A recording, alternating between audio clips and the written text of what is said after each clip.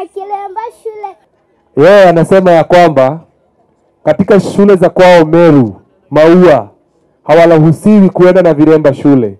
Lakini nataka niwaulize Wakenya wenzangu, huyo mtoto wako na makosa hata akiwa na kilemba? Ako na makosa kweli?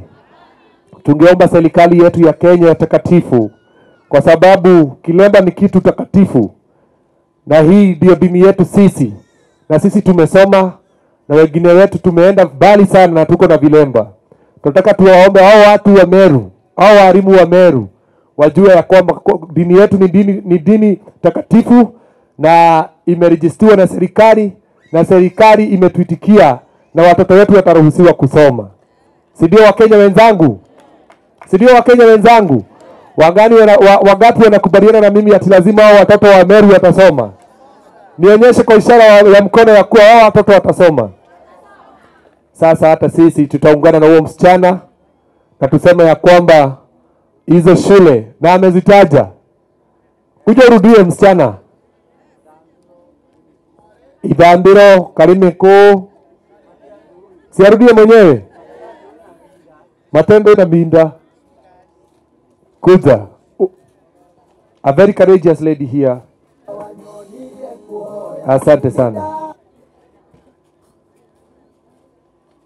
Kuwauliza, tuko na mbunge wetu anaitwa Karemba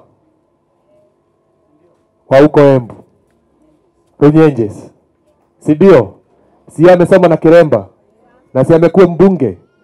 Tuko na mwingine anaitwa David Kiarie, yeye ni lecturer na amesoma na Kiremba.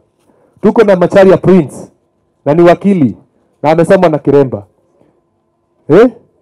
Na tuko na MCA Honorable Simon wa kutoka huko Kandara, na wote ni wa dini hili letu la Wakorino, na ni Wakorino na wamesoma na vilemba.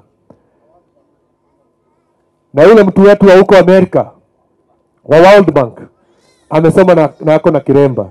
Tunataka kutuma huu ujumbe kwa hawa principal na head teacher ambao wanatoa watoto wetu vilemba wakienda shule. Sisi ni watu wa kuheshimiwa na tumesoma. Bwana sifiwe. Na tumesoma na wafikiwe na huyo ujumbe na waruhusu watoto wetu wasome.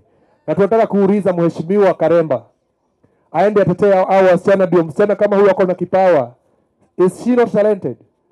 Si amesema verse mingi hapa na ameimba. Si yako na kipawa chake huyu? Wasitutesee watoto wakienda shule na vilemba, na Mungu atawaona. Mbunge wetu Karemba, wewe ndiye Mungu ameteua na umeenda bunge. Enda utetee watoto wetu, waache kutoa vilemba wakienda shule. Tuko nyuma yako, na pia ujumbe tutafikisha vizuri. Tumpigie msichana makofi kutoka Meru, na Bwana awabariki sana.